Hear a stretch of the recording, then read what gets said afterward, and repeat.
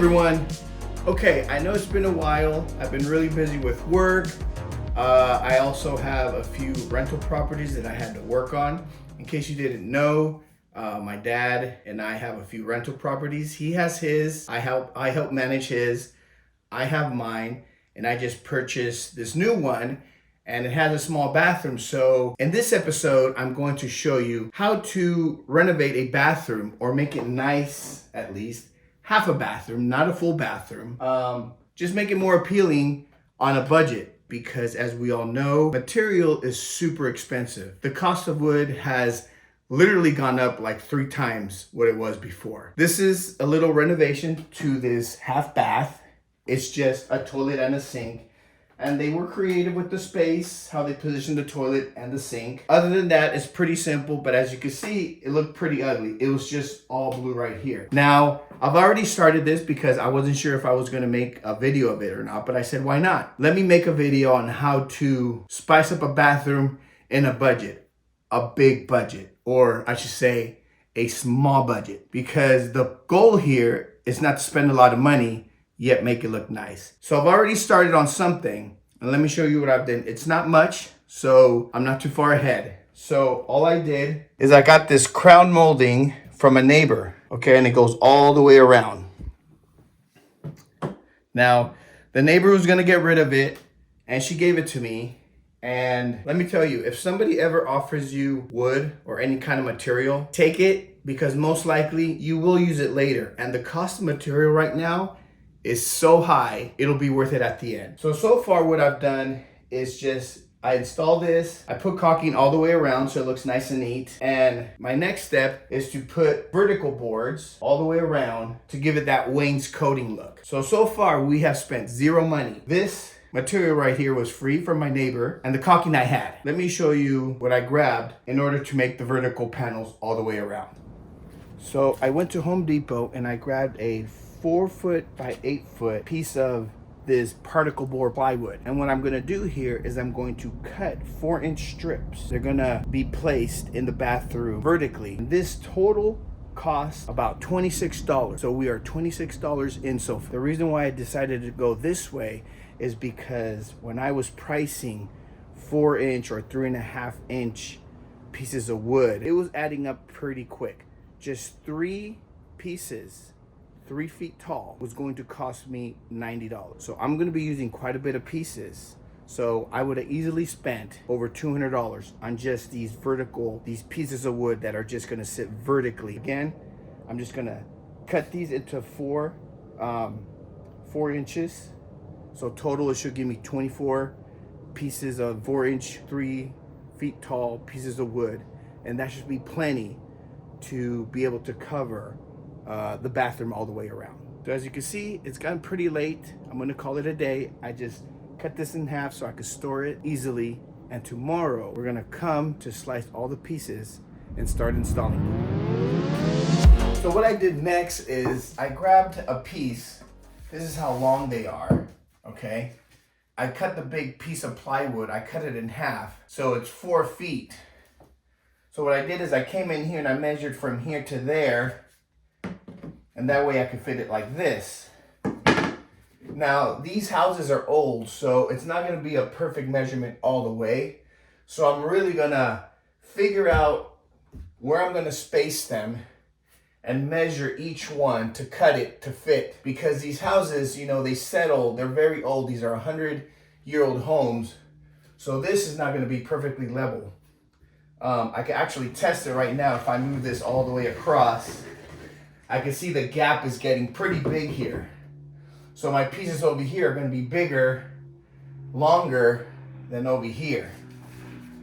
So I'm going to take one by one, but first I'm going to figure out, just putting it here on the floor, my spacing. So I'll have one here, and I'll put a couple spacers there, and just kind of eyeball it, and then round it out to the nearest number. Since I know they're not going to be this long, I'm just going to cut a little piece from all of them that I have and kind of lay them out and space them out, and that'll give me an idea of how much space in between, because I don't want to go buy more material.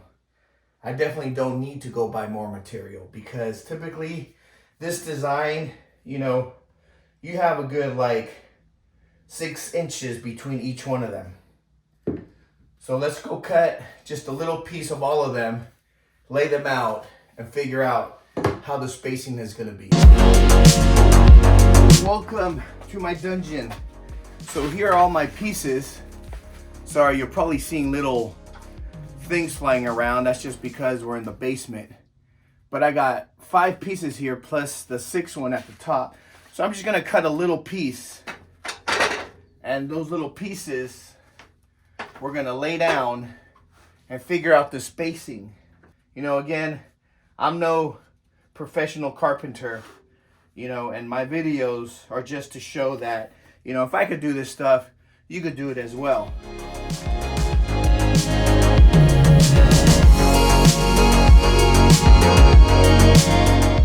Here are my little pieces. So let's go up there now and kind of space them out and figure out how much space in between we're going to have. By the way, wear safety glasses. I've learned my lesson a couple times. They're right there. I should have just put them on.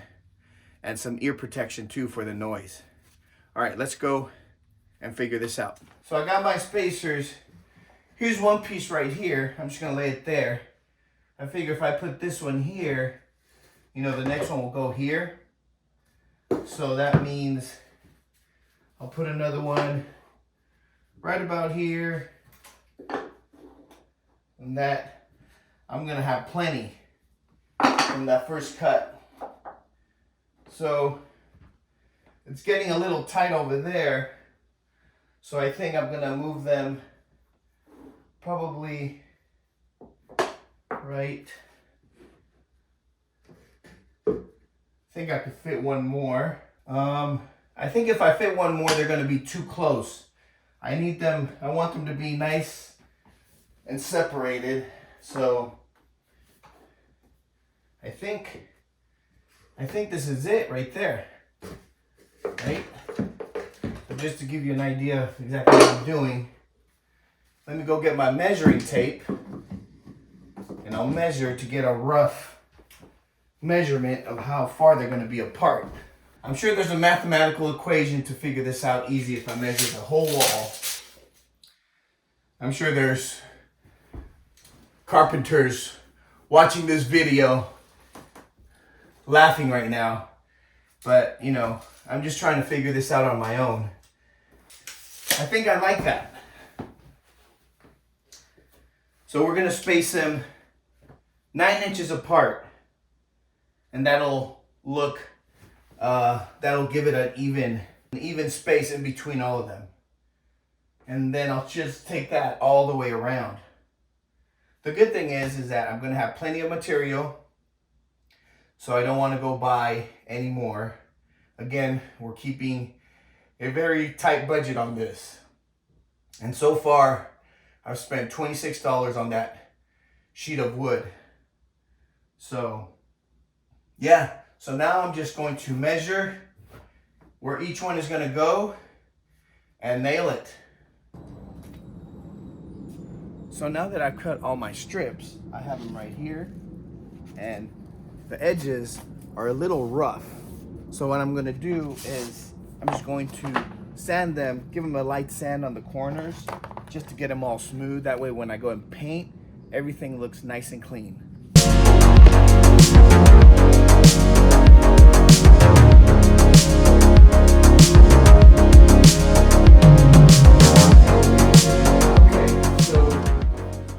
Like I said, what I'm doing now is, like I said, I'm going to be cutting each piece one at a time. Houses are not leveled, so this one board here might be a different size than over here.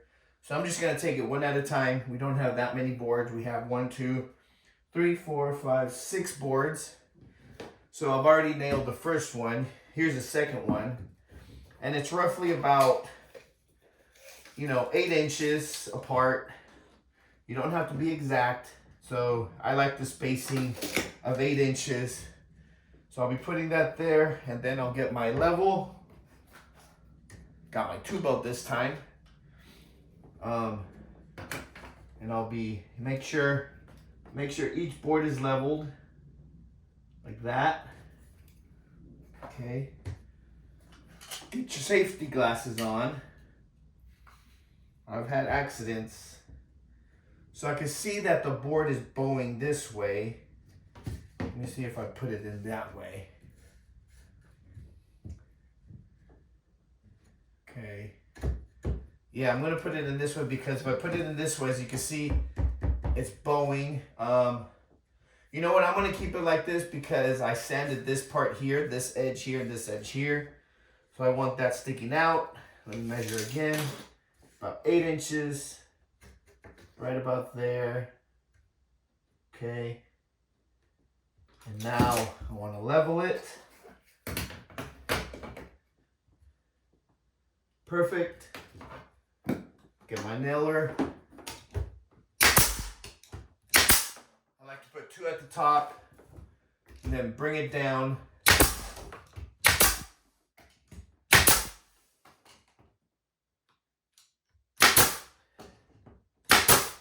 Making sure I have plenty. And there you have it. I'm not putting any glue in the background because you don't need it with these nailers. As long as you put the nail at an angle, it'll grab nice and tight. If you put it in straight, you know, the board will, you know, it might get loose. So put it at an angle just so it could grab a little bit more on the background. But that's pretty much it. You got 2 down. 8 over here, roughly 8 over there. So again, we're looking to be leveled. And now we're gonna do the next one. Well, roughly about 8 inches, which is right about there. So this one is going to be, I'm taking one board at a time. This is 35 and a quarter. All right, let's go cut the other one. So I'm not showing you, you know, me cutting them. That's pretty basic stuff. You should know how to cut a board, but I'm just using my table saw that you saw earlier. Pretty simple stuff, nothing complicated. So again, 8 inches, right about there. We're going to level it.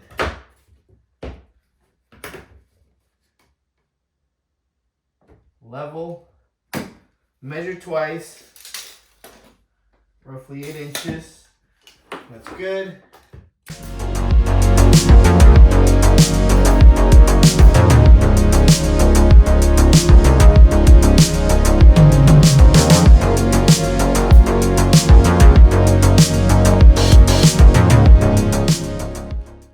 Tight at the end, but not too bad.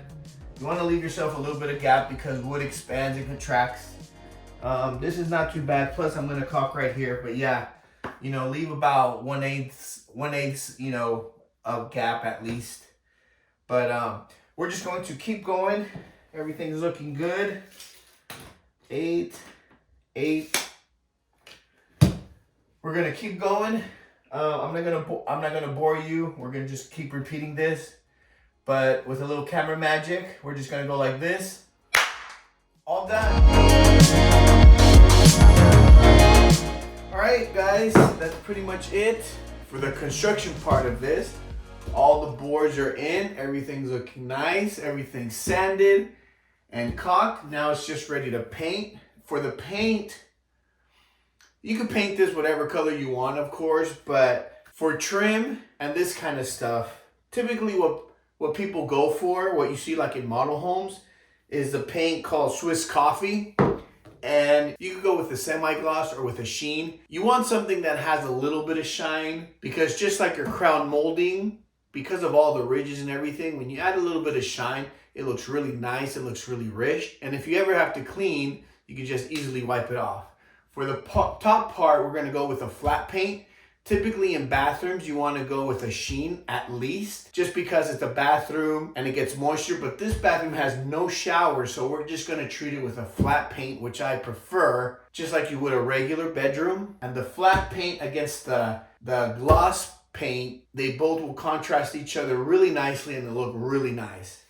So first I'm going to prime. This part right here is already primed, but these are not. So I'm gonna prime the whole thing with white, and then I'm gonna go over it with the final coat of Swiss Coffee. You could paint with a paintbrush and a roller. It is more work because of all the creases. I'm going to use a paint sprayer. Again, this is a small project, so you could easily use a paint roller or a brush, and that'll even save you more money. The paint sprayer I already had, so I'm not spending any extra money. And the Swiss Coffee paint was about $28, so 26 plus 28. We're still we're still under $100, so that is really good. Again, the goal here is just not to spend that much money on this bathroom, but make it look nice. It is a rental, so you want to keep your costs low. All right, so I'm just gonna do a little bit of prep work here, and then we're gonna get painting.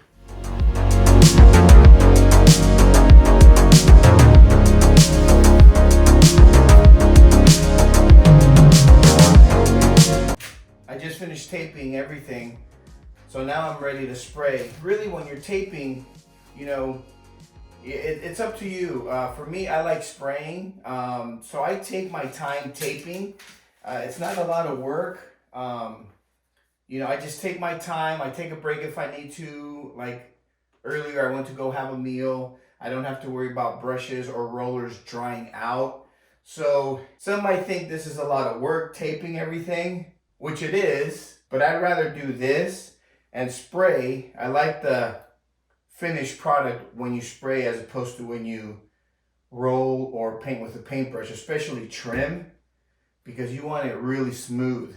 And really, when you spray, the amount of time that you save spraying compared to like rolling or brushing with the cleaning and everything, it's a lot faster. So I don't mind spending time taping everything. It does get annoying on some places like around the sink, but again, I'd rather do this and take my time rather than trying to rush because I'm worried that my paint might dry on my brush or on my roller in case I want to go eat or something.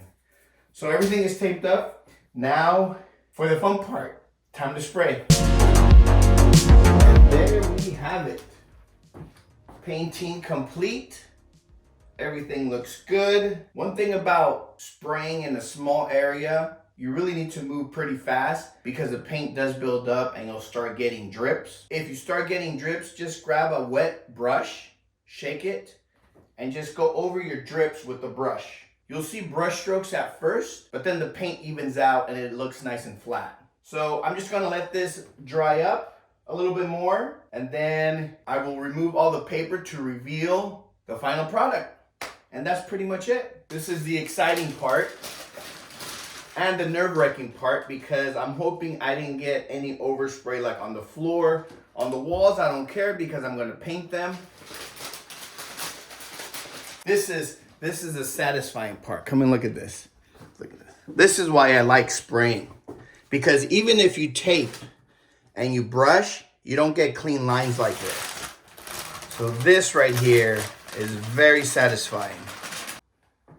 All right, we're down to the finishing touches of the remodel. So for this upper part, I decided to go with a dark color, but obviously you could do whatever color you want.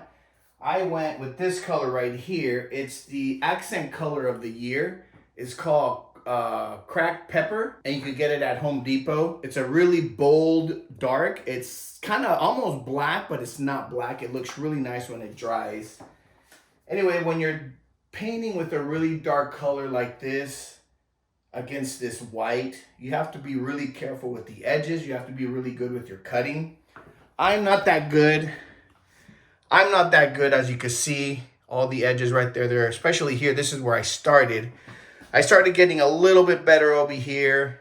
And I got really bad right there. So once I'm done painting, I'm going to go over the white part again, just on the top part. I'm pretty sure I'm gonna need a couple coats because the paint is pretty dark, but that's okay.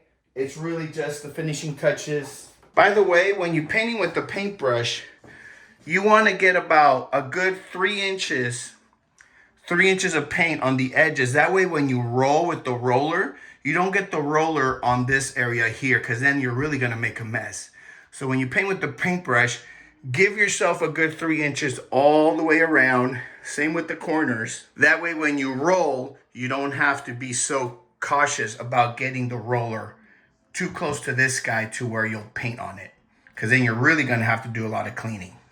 Even though it's hard to keep a steady hand when you do this kind of cutting, I don't recommend taping. When you tape, it gets even worse. Here, at least I have some parts that are okay. And the more you do it, the better you'll get at it. So again, the color is cracked pepper. I highly recommend it for accent walls. And that's gonna be pretty much it. I'm going to finish painting, and then at the end, I'll go over all the cost, which hasn't been much. You guys been hearing me say what I've been spending money on. I did spend money on the paint, which is another $28. So we're still under $100. But even if you were to buy the paint and the primer, you're still saving a lot of money by doing it this DIY way. And again, the thing that really saved me money were these panels right here, because each one of these was costing $3. So 1, 2, 3, this is $9 right here. And if you take that all the way around, it adds up a lot. So I'm gonna finish painting, and then at the end, we'll go over all the prices and see how much we came up with. And that's a wrap. All right, guys, this is it. This is a finished product. Done painting with the wall. I really love this color. Nice contrast with the white. And as you can see, I added some finishing touches. I added a floating shelf, and that's a functional floating shelf, meaning it has storage. And then lastly, I bought this mirror on Amazon. It has a light. It really helps out with this room because it darks wall. It does make it a little dark even when you turn on the main light. So the mirror is a nice touch. So all in all, the cost to remodel this bathroom was under $100. As I've been saying, this crown molding I got from a neighbor for free. This cost me $26. The paint cost me another $26, $28. And I already had the Swiss coffee paint, but even if I didn't, that was another $26. So really overall, not counting the shelf or the mirror, I spent less than $100 to remodel this bathroom. So that just goes to shows how much you save if you learn how to do things yourself. And as you saw, I didn't use any fancy tools or any fancy equipment. If you're interested to know how I made that shelf, make sure you hit that subscribe button, like this video, and I'll show you how easy it is to make this floating functional shelf. All right, guys, thanks for watching. Don't forget to like and subscribe, and I will see you next time. Peace.